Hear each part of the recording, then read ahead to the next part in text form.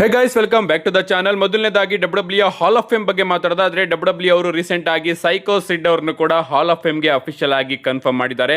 ಇವರು W legacy ಅವಾರ್ಡ್ನ ಹಕ್ಕುದಾರರು ಅಂತಾನೆ ಹೇಳಬೇಕು. ಇವರಿಗೂ ಕೂಡ ಡಬ್ಲ್ಯೂ ಅವರು ಲೆಗಸಿ ಅವಾರ್ಡ್ನ ಕೊಡುತ್ತೆ.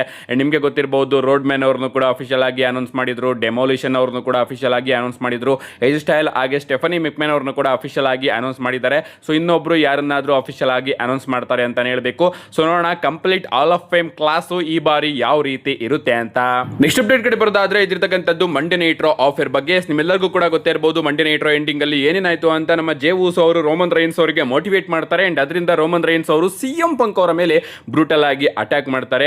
ಲಿಟರಲಿ ತನ್ನ ಟ್ರೈಬಲ್ ಚೀಫ್ ಮೋಡ್ ನ ಆಕ್ಟಿವೇಟ್ ಮಾಡ್ಕೋತಾರೆ ಅಂತಾನೆ ಹೇಳ್ಬೇಕು ರೋಮನ್ ರೈನ್ಸ್ ಅವರು. ಆಕ್ಚುಲ್ ಆಗಿ ಅವರು ಕಳೆದ 2 ವಾರದಿಂದನೇ ಆ ಒಂದು ಮೋಡ್ ನ ಆಕ್ಟಿವೇಟ್ ಮಾಡ್ಕೋಬೇಕಾಗಿತ್ತು. ಬಟ್ ಫೈನಲಿ ಡಬ್ಲ್ಯೂ ಅವರು ನಿನ್ನೆ ಮಂಡೇ ನೈಟ್ ರಾ ಅಲ್ಲಿ ರೋಮನ್ ರೈನ್ಸ್ ಅವರ ಕೈಯಿಂದ ಆ ಒಂದು ಮೋಡ್ ನ ಆಕ್ಟಿವೇಟ್ ಮಾಡಿಸಿದ್ರು ಅಂತಾನೆ ಹೇಳ್ಬೇಕು.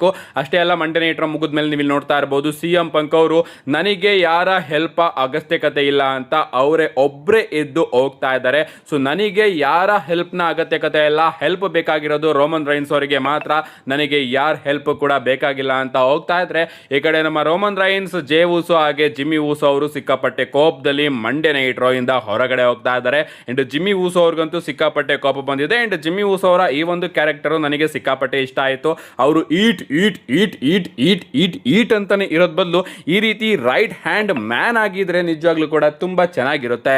ನಮ್ಮ ನೆಕ್ಸ್ಟ್ ಅಂಡ್ ಫೈನಲ್ ಅಪ್ಡೇಟ್ ಕಡೆ ಬರೋದಾದ್ರೆ ಇದಿರ್ತಕ್ಕಂಥದ್ದು ನಮ್ಮ ಬೀಸ್ಟ್ ಬ್ರಾಕ್ ಲೆಸ್ನರ್ ಅವರ ಬಗ್ಗೆ.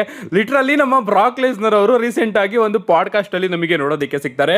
ಬ್ರಾಕ್ ಲೆಸ್ನರ್ ಅವರು ಪಾಡ್ಕಾಸ್ಟ್ ಗೆ ಬರೋದೇ ಒಂದು ರೀತಿ ವಿಚಿತ್ರ, ಅದ್ಭುತ, ಏನೋ ಒಂದು ರೀತಿ ರೇರ್ ಅಂತಾನೆ ಕರಿಬಹುದು. ಅಂಡ್ ರೀಸೆಂಟ್ ಆಗಿ ಬಂದಾಗ ಅವರು ತುಂಬಾ ವಿಚಾರಗಳ ಬಗ್ಗೆ ಮಾತಾಡ್ತಾರೆ. ಅಂಡ್ ನೀವು ನಾನು ಹೇಳುವಂತಹ ಈ ವಿಚಾರನ ಕೇಳಿಸ್ಕೊಂಡು ನಿಜವಾಗ್ಲೂ ನಾವು ಟಿವಿಲಿ ನೋಡೋದು ಇದೇ ಬ್ರಾಕ್ ಲೆಸ್ನರ್ನ ಅಂತ ಪ್ರಶ್ನೆ ಕೇಳ್ತೀರಾ? ಎಸ್, ಮೊದಲನೇದಾಗಿ ಅವರು ಹೇಳ್ತಾರೆ 2002ರಲ್ಲಿ ನಾನು ಮೊದಲು ಡಬ್ಲ್ಯೂ ಕಾಂಟ್ರಾಕ್ಟ್ ನ ಸೈನ್ ಮಾಡ್ಕೊಂಡಾಗ ನನಗೆ ಬರ್ತಾ ಇದ್ದಿದ್ದು ಕೇವಲ $20 ಅಷ್ಟೇ. ಅಂಡ್ ಈಗ ಅದು $10 ಮಿಲಿಯನ್ ಆಗಿ ಕನ್ವರ್ಟ್ ಆಗಿದೆ. ಸೊ ಈ ರೀತಿ ನನ್ನ ಕರಿಯರ್ ಬಂದಿದೆ ಅಂತ ಹೇಳ್ತಾರೆ. ಅಷ್ಟೇ ಅಲ್ಲ, ರಸಲ್ ಮೇನಿಯಾದಲ್ಲಿ ಅಂಡರ್ಟೇಕರ್ ಅವರ ಸ್ಟ್ರೀಕ್ ನ ಬ್ರೇಕ್ ಮಾಡಿದ್ರಲ್ಲ, ಅದ್ರ ಬಗ್ಗೆನೂ ಕೂಡ ನಮ್ಮ ಬ್ರಾಕ್ ಲೆಸ್ನರ್ ಅವರು ಓಪನ್ ಅಪ್ ಆಗಿ ಮಾತಾಡಿ ನಿಜವಾಗ್ಲೂ ಅದು ನನ್ನ ಕಾಲ್ ಅಲ್ಲ, ನಾನೇ ಹೋಗಿ ಅಂಡರ್ಟೇಕರ್ ಅವರ ಸ್ಟ್ರೀಕ್ ನ ನಾನು ಬ್ರೇಕ್ ಮಾಡ್ತೀನಿ ಅಂತ ಕೇಳ್ಕೊಂಡಿಲ್ಲ. ಬದಲಿಗೆ ಅವರು ಡಬ್ಲ್ಯೂ ಅವರ ಪ್ಲಾನ್ಸು, ಇವನ್ ಅಂಡರ್ಟೇಕರ್ ಅವರ ಪ್ಲಾನು ಹಾಗೆ ವಿನ್ಸ್ ಮಿಕ್ಮೆನ್ ಅವರ ಪ್ಲಾನು ಅದು ನನ್ನ ಕಾಲ್ ಅಲ್ಲ ಅಂತ ನಮ್ಮ ಬ್ರಾಕ್ ಲೆಸ್ನರ್ ಅವರು ಇಲ್ಲಿ ಒಂದು ಸ್ಟೇಟ್ಮೆಂಟ್ ನ ಕೊಡ್ತಾರೆ. ಅಷ್ಟೇ ಅಲ್ಲ ಗಾಯ್ಸ್, ಅವರು ತನ್ನ ಮಮ್ಮಿ ಬಗ್ಗೆನೂ ಕೂಡ ಒಂದು ಸ್ಟೇಟ್ಮೆಂಟ್ ನ ಕೊಟ್ಟು, ಚಿಕ್ಕ ವಯಸ್ಸಲ್ಲಿ ನಾನು ಯಾವ್ದಾದ್ರು ಒಂದು ರೆಸ್ಲಿಂಗ್ ಮ್ಯಾಚ್ ಅಲ್ಲಿ ಸೋತೋದ್ರೆ ನಮ್ಮ ಅಮ್ಮ ನನ್ನನ್ನ ಜಿಮ್ಮಿಗೆ ಕರ್ಕೊಂಡು ಬಂದು ಬಿಟ್ಟು ಅವರು ಒಬ್ಬರೇ ಮನೆಗೆ ಹೊರಟೋಗ್ಬಿಡೋರು. ಅಂಡ್ ನಾನೇ ಜಿಮ್ಮಿಂದ ದಾರಿನ ಹುಡುಕೊಂಡು ಮನೆಗೆ ಹೋಗ್ಬೇಕಾಗಿತ್ತು. ಸೊ ಇದು ನಮ್ಮ ಅಮ್ಮ ನನಗೆ ಕಲಿಸ್ತಿದ್ದಂತಹ ಪಾಠ. ಲಿಟ್ರಲಿ ಜಿಮ್ಮಿಗೆ ಕರ್ಕೊಂಡು ಬಂದು ಬಿಟ್ಬಿಟ್ಟು ಅವರೊಬ್ಬರೇ ಹೋಗ್ಬಿಡೋರು, ನಾನೇ ಆಗ ದಾರಿನ ಹುಡಿಕೊಂಡು ಮನೆಗೆ ಹೋಗ್ಬೇಕಾಗಿತ್ತು. ಈ ರೀತಿ ನಮ್ಮ ಅಮ್ಮ ನನಗೆ ಪನಿಷ್ಮೆಂಟ್ ನ ಕೊಡೋರು ಅಂತ ನಮ್ಮ ಬ್ರಾಕ್ ಲೆಸ್ನರ್ ಅವರು ಮಾತಾಡಿದ್ದಾರೆ. ಇಷ್ಟೇ ಅಲ್ಲ, ಬ್ರಾಕ್ ಲೆಸ್ನರ್ ಅವರು ತನ್ನ ಎದೆ ಮೇಲ್ಗಡೆ ಇರ್ತಕ್ಕಂತಹ ಆ ಒಂದು ಸ್ವಾರ್ಡ್ ಟ್ಯಾಟೂ ಬಗ್ಗೆನೂ ಕೂಡ ಮಾತಾಡ್ತಾರೆ. ಇವನ್ ಆ ಒಂದು ಟ್ಯಾಟೂಗೆ ಬ್ರಾಕ್ ಲೆಸ್ನರ್ ಅವರಿಗೆ ಇನ್ನೂ ಕೂಡ ಅಭಿಮಾನಿಗಳು ಜಾಸ್ತಿ ಆಗಿದ್ದಾರೆ. ಆ ಒಂದು ಟ್ಯಾಟೂ ಬ್ರಾಕ್ ಲೆಸ್ನರ್ ಅವರಿಗೆ ನಿಜವಾಗ್ಲೂ ಕೂಡ ತುಂಬಾ ಭಯಂಕರವಾಗಿ ಸೂಟ್ ಆಗುತ್ತೆ. ಬಟ್ ಆ ಒಂದು ಟ್ಯಾಟೂ ಬ್ರಾಕ್ ಲೆಸ್ನರ್ ಅವರಿಗೇನೆ ಇಷ್ಟ ಇಲ್ಲ. ಆ ಒಂದು ಸ್ಟೋರಿ ಬಗ್ಗೆನೂ ಕೂಡ ನಮ್ಮ ಬ್ರಾಕ್ ಲೆಸ್ನರ್ ಅವರು ಮಾತಾಡ್ತಾ, ನಾನು ಸ್ಕಾಟ್ ಅಲ್ಲಿ ಸಿಕ್ಕಾಪಟ್ಟೆ ಕುಡ್ದಿದ್ದೆ, ಕುಡಿದು ದಾರಿಲಿ ನಡ್ಕೊಂಡು ಹೋಗ್ಬೇಕಾದ್ರೆ ಒಂದು ಬೈಕರ್ ಬಾರ್ ಪಕ್ಕ ಒಂದು ಟ್ಯಾಟೂ ಶಾಪ್ ನನಗೆ ಕಾಣಿಸ್ತು. ನಾನು ಸೀದಾ ಆ ಒಂದು ಶಾಪ್ ಒಳಗಡೆ ಹೋದೆ, ಆ ಒಂದು ಟ್ಯಾಟೂನ ಮಾಡಿಸ್ಕೊಂಡೆ. ಲಿಟ್ರಲಿ ಟ್ಯಾಟೂನ ಮಾಡಿಸ್ಕೊಂಡಾಗ್ಲೂ ಕೂಡ ನನಗೆ ಗೊತ್ತಿಲ್ಲ ನಾನು ಏನು ಮಾಡಿದ್ದೀನಿ ಅಂತ. ನಾನು ಮಾರನೇ ದಿನ ಬೆಳಿಗ್ಗೆ ಎದ್ದಾದ್ಮೇಲೆ ನಾನು ನೋಡ್ಕೊಂಡಿದ್ದು ನಾನು ನನ್ನ ಬಾಡಿ ಮೇಲೆ ಇದೇನ ಹಾಕಿಸ್ಕೊಂಡಿದ್ದೀನಿ ಅಂತ. ನನಗಂತೂ ಆಗ ಸಿಕ್ಕಾಪಟ್ಟೆ ಟೆನ್ಷನ್ ಆಗಿತ್ತು, ಸಿಕ್ಕಾಪಟ್ಟೆ ಯೋಚನೆ ಆಗಿತ್ತು.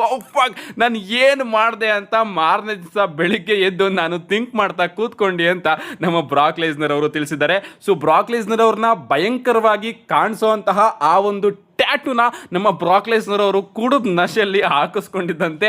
ಅಂಡ್ ಅದವರಿಗೆ ಗೊತ್ತಾಗಿದ್ದೆ ಮಾರನೇ ದಿನ ಬೆಳಿಗ್ಗೆ ಅಂತೆ. ಅಷ್ಟೇ ಅಲ್ಲ, ಫ್ಯಾನ್ಸ್ಗಳ ಬಗ್ಗೆನೂ ಕೂಡ ಮಾತಾಡ್ತಾ, ನಿಜವಾಗ್ಲೂ ಫ್ಯಾನ್ಸ್ಗಳು ಇಷ್ಟು ವರ್ಷ ನನಗೆ ಸಪೋರ್ಟ್ ಮಾಡ್ಕೊಂಡು ಬಂದಿದ್ದಾರೆ, ಅದಕ್ಕೆ ನಾನು ಯಾವಾಗಲೂ ಕೂಡ ಆಭಾರಿಯಾಗಿರ್ತೀನಿ ಅಂತಲೂ ಕೂಡ ತಿಳಿಸಿದ್ದಾರೆ. ಅಷ್ಟೇ ಅಲ್ಲ, ಅವ್ರದ್ದು ಒಂದು ಚಿಕ್ಕ ಶಾರ್ಟ್ ಟೈಮ್ ಪೀರಿಯಡಿಗೋಸ್ಕರ ಮಾತ್ರ ಬಂದಿದ್ದೀನಿ ಅಂತಾನೂ ಕೂಡ ತಿಳಿಸ್ತಾರೆ. ಅವ್ರು ಹೇಳ್ತಾರೆ, ನಾನು ನನ್ನ ಕತೆನ ಮುಗಿಸ್ಕೊಂಡಿದ್ದೆ, ಬಟ್ ನನ್ನ ಮಕ್ಕಳನ್ನ ಹಾಗೆ ಹೆಂಡತಿನ ನನ್ನ ಫ್ಯಾಮಿಲಿನ ನಾನು ಸಾಕ್ಬೇಕಲ್ಲ, ಅದಕ್ಕೋಸ್ಕರ ಈ ಒಂದು ಕಂಪನಿಗೆ ಮತ್ತೊಮ್ಮೆ ವಾಪಸ್ ಬಂದೆ. ಅಂಡ್ ನಿಜವಾಗ್ಲೂ ಕೂಡ ವಾಪಸ್ ಬಂದು ನನಗೆ ತುಂಬಾನೇ ಖುಷಿ ಆಯ್ತು. ಅಂಡ್ ಇದು ಚಿಕ್ಕ ಟೈಮಿಗೆ ಮಾತ್ರ ವಾಪಸ್ ಬಂದಿದ್ರು ಕೂಡ ನನಗೆ ತುಂಬಾನೇ ಖುಷಿ ಇದೆ ಇದರಿಂದ ಅಂತ ನಮ್ಮ ಬ್ರಾಕ್ ಲೆಸ್ನರ್ ಅವರು ತಿಳಿಸಿದ್ದಾರೆ. ಅಂದ್ರೆ ಅವರು ಶಾರ್ಟ್ ಪೀರಿಯಡ್ಗೆ ಮಾತ್ರ ವಾಪಸ್ ಬಂದಿದ್ದಾರಂತೆ. ಇದನ್ನ ಕೇಳಿಸ್ಕೊಂಡು ಸ್ವಲ್ಪ ಜನ ಓಕೆ ಸಮ್ಮರ್ ಸ್ಲಾಮ್ ಅಲ್ಲಿ ಹಾಗಾದ್ರೆ ಬ್ರಾಕ್ ಲೆಸ್ನರ್ ಅವರು 100% ರಿಟೈರ್ಡ್ ಏನಾದ್ರು ಆಗ್ತಾರಾ ಅಂತ ನೀವೇನಾದ್ರೂ ಕೇಳಿದ್ರೆ, ಪ್ರಾಬಬ್ಲಿ ಗಾಯ್ಸ್ ನಮ್ಮ ಬ್ರಾಕ್ ಲೆಸ್ನರ್ ಅವರು ಈ ರೀತಿ ಹೇಳಿರಬಹುದು, ಅಂದ್ರೆ ಸ್ವಲ್ಪ ದಿನ ಬಂದು ನಾನು ಮತ್ತೊಮ್ಮೆ ಬ್ರೇಕ್ ಹೋಗ್ತೀನಿ ಅಂತ. ಐ ಥಿಂಕ್ ರಸಲ್ಮೇನಿಯಾ 43 ಸೌದಿ ಅರೇಬಿಯಾದಲ್ಲಿ ಇರೋದ್ರಿಂದ ಅಲ್ಲಿಗೆ ಡಬ್ಲ್ಯೂ ಅವರು ಬ್ರಾಕ್ ಲೆಸ್ನರ್ ಅವ್ರನ್ನ ಬುಕ್ ಮಾಡ್ತಾರೆ ಅಂತ ನನಗೆ 100% ಅನಿಸುತ್ತೆ. ಸೊ ನೋಡೋಣ ಏನಾಗುತ್ತೆ ಅಂತ. ಸದ್ಯಕ್ಕೆ ನಮ್ಮ ಬ್ರಾಕ್ ಲೆಸ್ನರ್ ಅವರು ಸ್ಟೇಟ್ಮೆಂಟ್ನ ಕೊಟ್ಟಿದ್ದಾರೆ, ನಾನು ಶಾರ್ಟ್ ಟೈಮ್ ಪೀರಿಯಡ್ಗೆ ಮಾತ್ರ ವಾಪಸ್ ಬಂದಿದ್ದೀನಿ ಅಂತ.